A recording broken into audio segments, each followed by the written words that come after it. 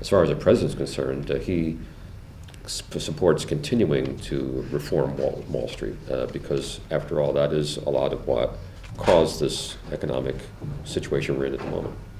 The Simpson-Bowles Commission has made a series of recommendations which the president supports, but the Republicans have stonewalled the impact early in his administration to help stem the economic recession that was going on at the time was to provide saving the auto industry and providing for 500,000 more jobs that were saved because of his efforts to make sure that the auto industry didn't collapse. Romney's approach towards the auto bailout was that he wanted it to go through a controlled bankruptcy. He didn't want it to be bankrolled entirely by the government.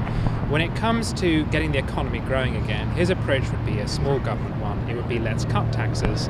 That will encourage people to spend their money, and that will hopefully create some growth. So I think throughout this election, the real difference is one of philosophy, not necessarily a fine detail.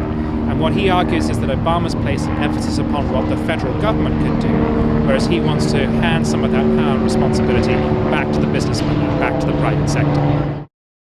I mean, the president's record of fulfilling his campaign promises have been very good. Certainly, the health care reform would be the one that I think is everyone knows about, everyone thinks about, and it's been a huge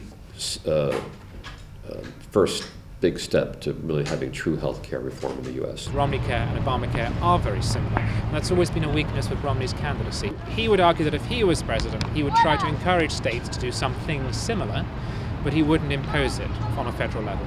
And also, I don't think that at a federal level he would have forced a mandate compelling people to buy private insurance.